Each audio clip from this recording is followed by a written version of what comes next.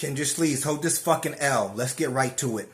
Today we're unpacking W versus Kendra G from the man's own post-hearing recap.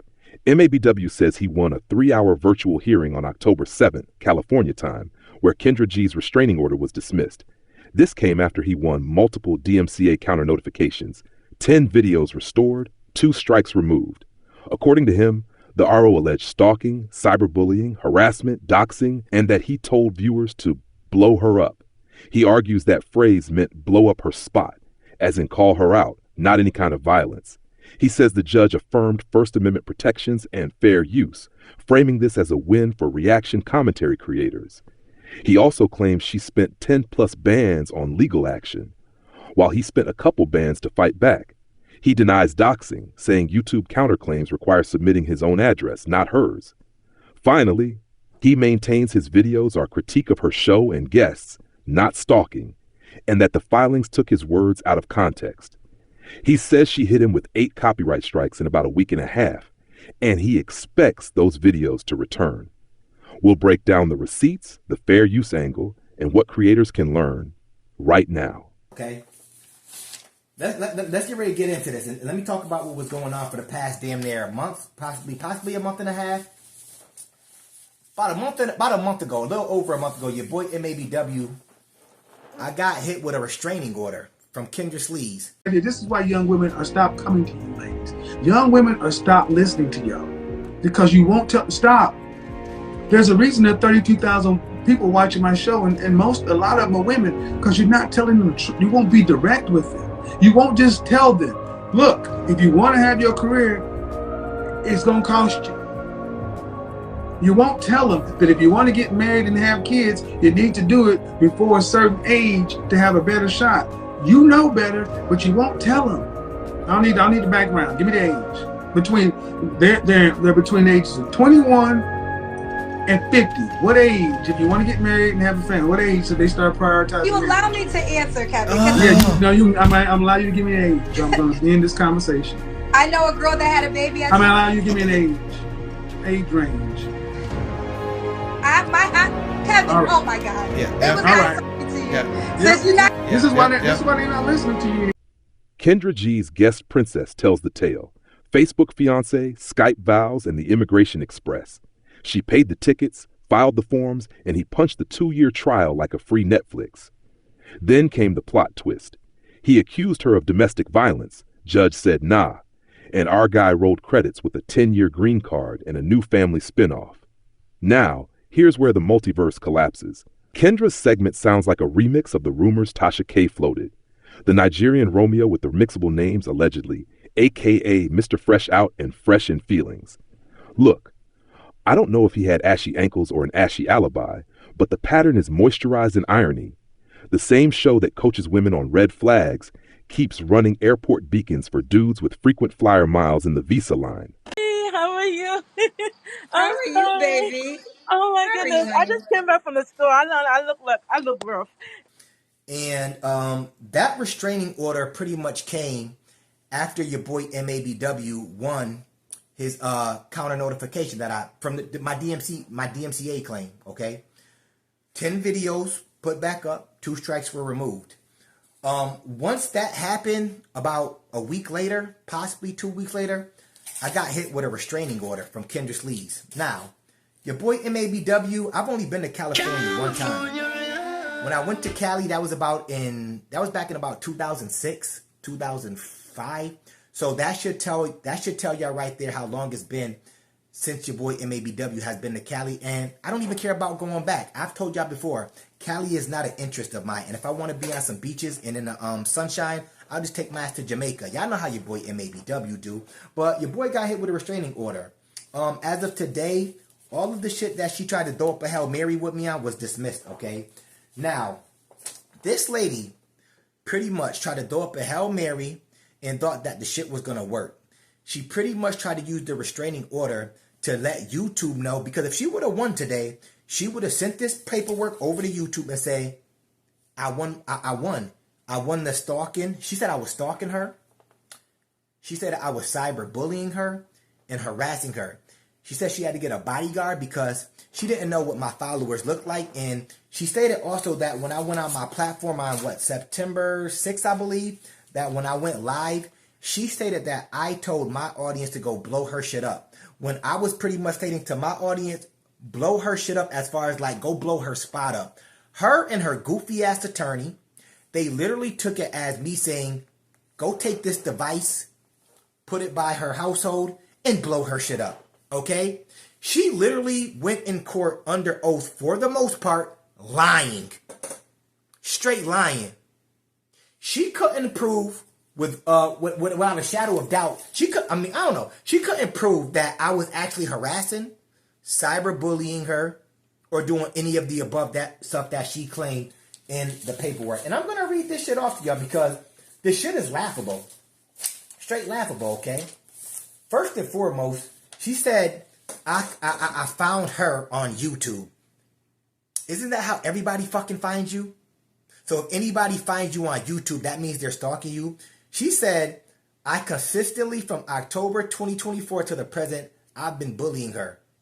Cyber stalking and releasing videos publicly. Like, I've been going to her household, looking in the window, recording her, taking her laptop and putting videos out of her.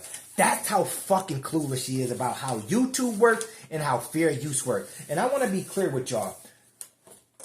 I would never in my life want to be around that lady, ever. There would literally be no reason for MABW to be around Kendra G. Now, Kendra G says MABW has caused her mental distress. She cries all the time, can't lie to her followers the way she used to, and even admits she's gained weight and has memory issues. She says sometimes she repeat whole paragraphs from a different show, like her Wi-Fi got stuck on copy. She claims she has to hide her outrageous expectations inside, and that hurts. But let us be real. If your expectations are so wild, they need to be locked in solitary confinement. Maybe the problem isn't MABW. Maybe the problem is you trying to sell fairy tales to grown people. It sounds less like cyberbullying and more like her own conscience finally logged in. The truth is, you can only project lies out for so long before they boomerang back. And when they do, they don't just hit your reputation, they hit your waistline, your memory, and apparently your teleprompter. So, while she says MABW broke her down, the real breakdown looks like this. Insecure expectations, plus false narratives, plus an audience that is tired of being hustled. That math doesn't equal victim. That math equals self-inflicted stress with a side of accountability. So let's get to the meat and potatoes of this thing, okay? She stated, I host a dating show online, and the harassment has caused me extreme emotional distress where I can't sleep and I'm depressed and crying all the time. I'm not mentally stable to host my show. Now, let's stop it right there. To the people out there, has she been hosting her show thus far and still making it seem like she's doing totally fine? She stated on this paperwork that I took away opportunities from her. To the people out there, has she still been going on shows, talk shows, and has any opportunity seemed like it's been taken away from her? From what y'all have seen, she stated that MABW says I'm doing commentary, reaction videos, that I'm taking away opportunities from her, which is a damn lie. She said I'm not mentally stable to host my show. Every time I post a video, he harasses me. I don't harass you. Every time you post a video, I do a reaction video. Because if you don't know how YouTube works, everybody, the early bird gets the worm. So anybody that knows how YouTube works and they're pretty much making money off of this shit, you know that you get to the video first, you put it out, hopefully people see your video first, voila. That's how it works. It's called capitalism, kind of, if you want to think about it just a little bit. I'm capitalizing off getting to the video first. Now, that's just how YouTube works. You ever got some juicy content first and you were like, I want to get out here and put it out there first. That's how it works, Kendra Sleeves, you big goofy bop. So apparently we got beef between Tasha K and Kendra G. The beef is brewing right now, and I did not have this on my calendar for 2025. So, yesterday, February 14th, Kendra G did a live stream for Valentine's Day. If you go to her channel right now, Kendra G Singles, you will see that that live stream is not up. I didn't watch it, wouldn't even have noticed it unless one of the members of the squad sent it to me. Salute to Divine Photos, by the way. Check out this clip here. Kendra seems to pull up a comment real quick, and she takes the comment down, and it looks like it's about at the end of her live stream. But let's read that comment. Let's see what it says real quick. Tomorrow. Oop, oop. And here we go. I come through tomorrow. You see, she hit that oop, oop, and got that comment down real fast. But let's read this comment. I'm going to blow it up so everyone can see it. And let's read what this comment actually says. Someone named Ant For Real leaves a comment, and it says, Tasha K getting on Kendra ass. She was dating a scammer, and them cars wasn't hers. She got all that money but can't get a hair transplant. Social media is cap. Damn. Well, let's be nice. Yeah. Let's be nice. We don't have to go there. I mean, you're not wrong, but you didn't have to say it. I mean, good Lord. So a couple things. I've never known Kendra G and Tasha K to ever have any run-ins with each other than I remember a few years ago, this guy right here roasted the hell out of Kendra G. Kendra G started it and that man finished it. Well, listen, bless your soul. Life has been challenging for you. It's no, evident. you trying to throw jabs with your Tasha K. Listen, bitch, you look like you can be related to Tasha K. Bitch, you're ugly ass. And then Kendra felt some type of way, so she had Tasha K on to try to save face after said comments were made. I was like, what did I do to that man? How he come for you and then drag me in it? Oh no! But other than that, I didn't even know that they interacted on any level. I know that Kendra G recently had an episode at the Super Bowl where her wig was falling off while she was dancing. I won't even touch that. That's too easy. And I know she had a boyfriend who I have never known what his name was. The Do Better Squad has known to call him King Ashyfoot. So that will be his name for the remainder of the video, King Ashyfoot. If you hear that name, that's what I'm referring to. And I do know that Kendra and King Ashyfoot were dating because I think I saw a video of them on a cruise last year, I believe earlier in the year. And Kendra G pretty much told their guests that she wanted to get pregnant that night by him. Hey. What a special way to bring it with the African man, you know what I'm saying? You know what I'm saying? Happy birthday, baby. 1,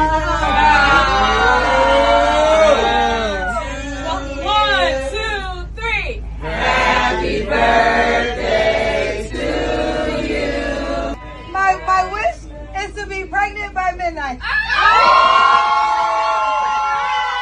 Be that as it may, I know that they're not currently dating. This Kendra G has said recently that she is single. Her and Tasha K had some words via DM, and Tasha K is about to drop a bomb on Kendra about her boyfriend being a scammer. I had no idea he was a scammer, but if it was a scammer lookalike contest, he'd be placing first. Let's see what Tasha K has to say. Kendra G, y'all remember when Kendra G came for me? After I literally was just being a good Samaritan by stating, after we were talking in the DM, it was very casual and never had a problem with this woman. But you know, a lot of people be underlying like really, really tight with my platform. Like they don't know which way I'm gonna go. How can I trust Tasha? What is she gonna expose?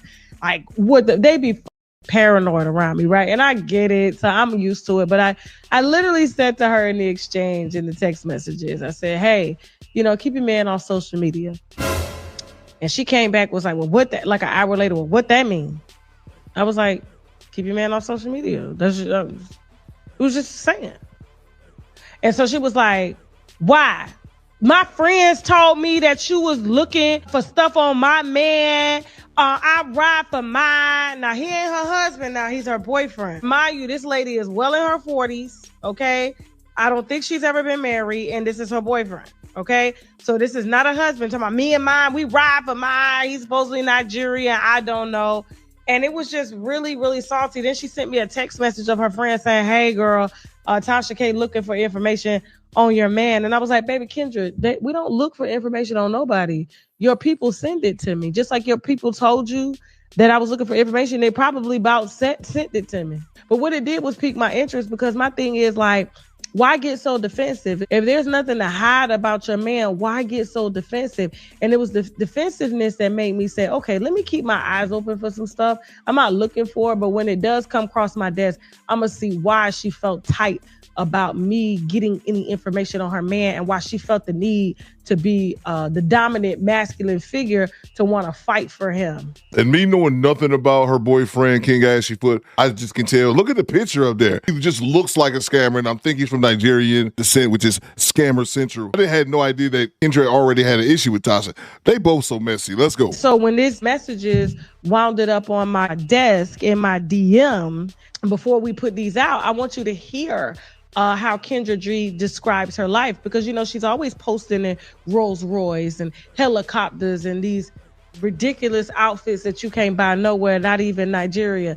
And she is yet to get a hair transplant to bring back her edges. So the wigs just get further and further back. So go ahead, run this interview. It's actually kind of funny hearing this from another woman than Tasha K, because I always thought that Kendra G dressed ridiculous for a woman her age. Not saying she's ugly or unattractive. Not at all. She dresses like a much younger woman. And it's not just me. If you go to Kendra G's Instagram, a lot of times her supporters are rocking with her, but a lot of times they be calling her out for the same thing, like you dressing like you're 19. Be that as it may. I wasn't going to be able to guest co-host because things change. Things do happen in radio. They have pre-recorded interviews, but I was able to come in the next morning and still just do some talk breaks with Envy.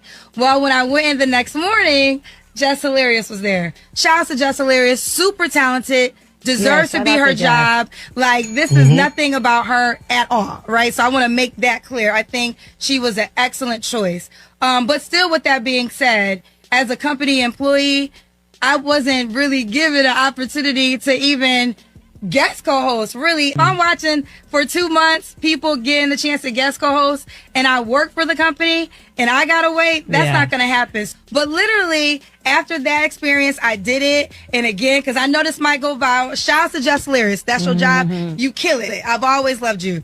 But I quit after that. Like, after, literally. So that was the final that was show. it. I was done. Breakfast Club. Like, that Friday, I had to go back to do one more episode in Chicago. It was May 1st, and I was going to Italy for my birthday, and I knew I was not returning. And I sent my resignation letter while I was in Italy, and I never went back. And did they try to stop you from leaving? I left 6 months before my contract, but I didn't get no severance package. I didn't get no unemployment. So they're like, okay, girl, I walked away from it. You wouldn't get a severance package if you walked away 6 months early. It's like, don't hold me to my contract. I'm not going to hold y'all to anything. And I left and I moved to Beverly Hills, California, and I started my own company and my own thing. She bought a Rolls Royce, and that was all she wrote. Well, now they couldn't afford it. Now they couldn't afford me. But I do want to say this. Life played itself out the way it was supposed to play itself out.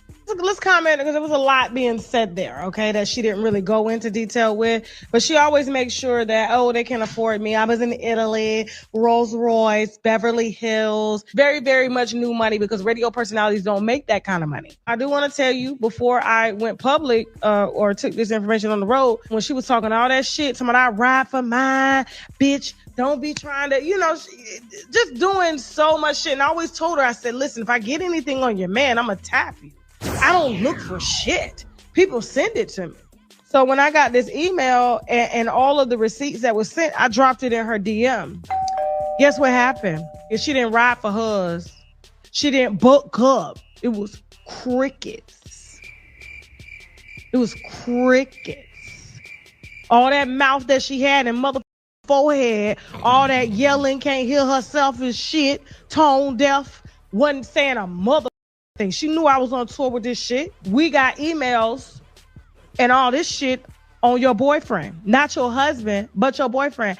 Hey, how was that Kendra G scrutinizing women about their requirements and preferences in a mate when she's parading around Los Angeles and being love bombed by Hush Puppy Jr., the Nigerian Deo, a.k.a. Donovan Johnson, a.k.a. Don Johnson, a.k.a. Reginald Green, a.k.a. Terrence Reed, a.k.a. James Wright, a.k.a. Timothy Price, and the list goes on. She is head over heels in love with a notorious scammer that recently came home from federal prison for bank fraud, credit card fraud, wire fraud, identity theft, and money laundering. Her Instagram is at Kendra G. It's Scam Central and screams scam likely. So when I did drop this email in her DM, as I told her I would, and text her, she didn't say a goddamn thing.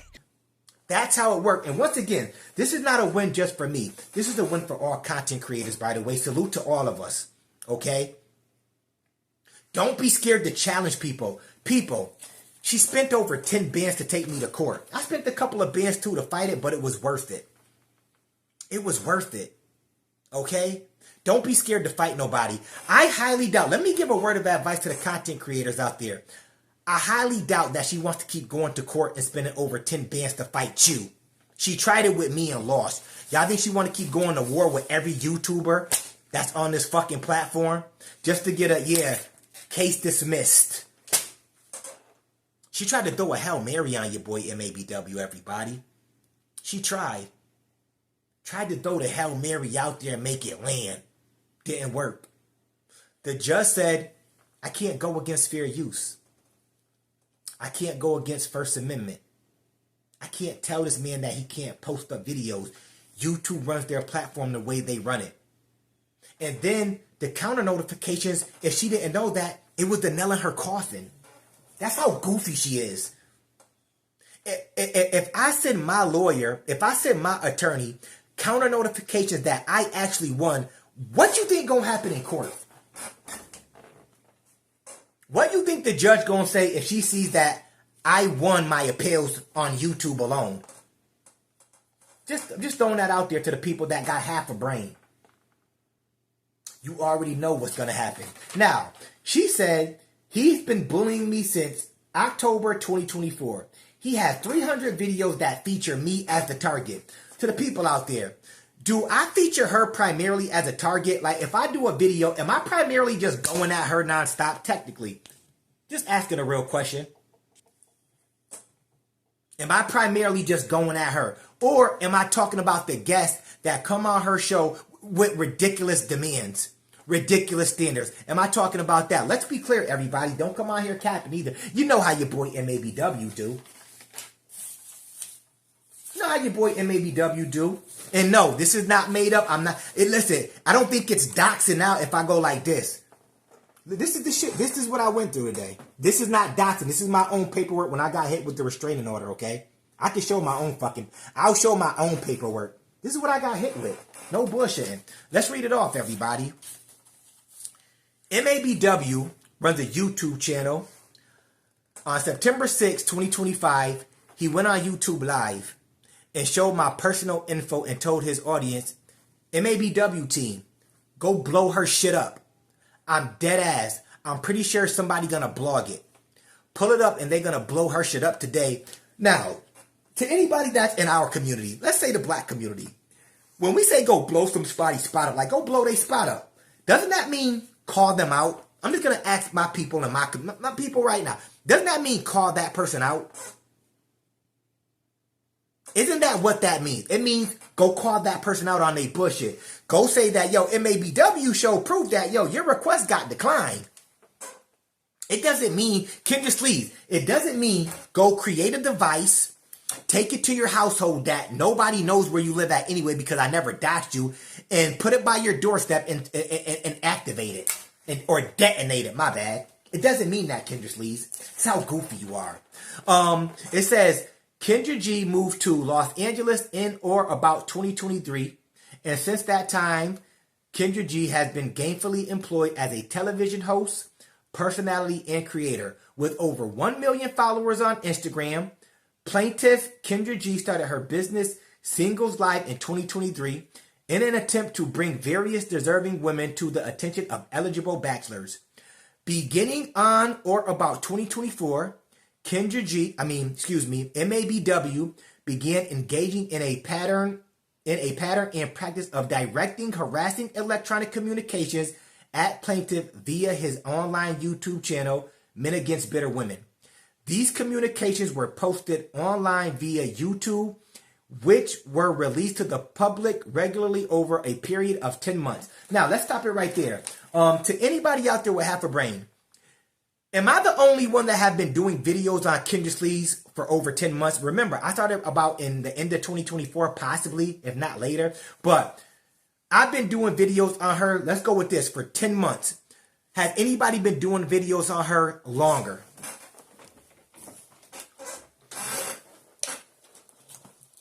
Just throwing that out there. Has anybody been doing videos on her longer than me? Or has only MABW been doing videos and reacting to her for over 10 months? Has anybody, any content creators, have y'all been doing videos on her for over a year? Maybe 2 years, maybe 3 years, 4 years, or is it just me? I'm the only one that has came at her for over 10 months doing reaction videos. Ah, wait, I got fucking time today. I've been in fucking virtual court for 3 hours. I've been in virtual court with her for 3 hours. Talking all the bullshit she talking. How was she supposed to go on with her YouTube channel? She's stressed out. You've been doing just fine. What's changed? Kendra G, out here leaning heavy on the victim mentality. And honestly, that move is bigger than her. It is. The same playbook a lot of women run when the situation dose and T bend their way, or the man they want. 1T, play the role they scripted. Instead of facing reality, it's easier to cry, foul, scream, harassment, or claim distress. Why? Because victimhood can be a shield. It pulls sympathy, buys time, and shifts blame. But here's the real truth. That shield eventually turns into a mirror. You end up facing yourself and the lies you've been projecting. The lesson? Accountability always wins! Using victimhood as a weapon may get short-term attention, but it won't build long-term respect, and it won't bring the right partner into your life. Buck's rule! Stop weaponizing weakness. Start exercising strength. If you can't find the man you want, check the standards you're setting, check the energy you're projecting, and check the lies you're telling yourself. At the end of the day, being real with yourself is the first step to attracting someone real. And no court filing, no restraining order, no sob story will replace the hard work of self-love and accountability.